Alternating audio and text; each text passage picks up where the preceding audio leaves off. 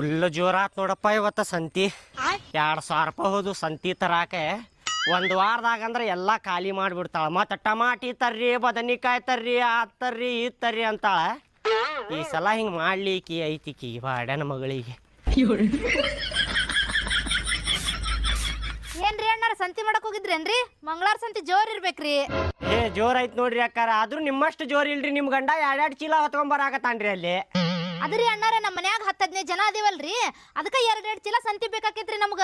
2 ಚೀಲ ಯಾಕ್ರಿ? ಇನ್ನೊಂದ್ ಸ್ವಲ್ಪ ದಿನ ಬಿಟ್ರೆ 3 ಚೀಲಾನು ಸಾಕಾಗುದಿಲ್ರಿ ನಿಮ್ಗೆ. 15 ಮಂದಿ ಅದಿರಲ್ರಿ, ಬಕಾಸುರ್ ಗತೆ ತಿಂತಿರ್ಬೋದ, ಅದಕ್ಕೆ ಸಾಕಾಗುದಿಲ್ರಿ ಅದ.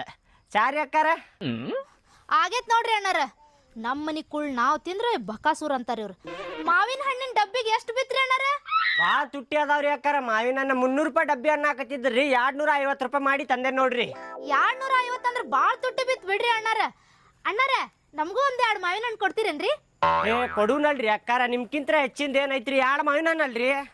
ಆಯ್ತು ತಡ್ರಿಪ್ಪ, ಕೊಡ್ತೇನೆ ನಿಮಗೆ. ಕೊಡ್ರಿ ಅಣ್ಣಾರ.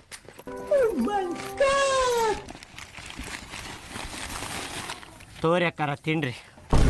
ಹೋಗ್ರಿ ಹೋಗ್ರಿ, ತುಟ್ಟಿ ಅದಾವ ಮಾವಿನ ಹಣ್ಣ ನಾವ್ಯಾಕೆ ಕೊಡುನ್ರಿ? ನಮ್ ರೊಕ್ಕ ಕೊಟ್ಟು ನಾವ್ ತಂದೇವಿ, ನೀವು ತಗೊಂಬಂದ್ ತಿನ್ರಿ.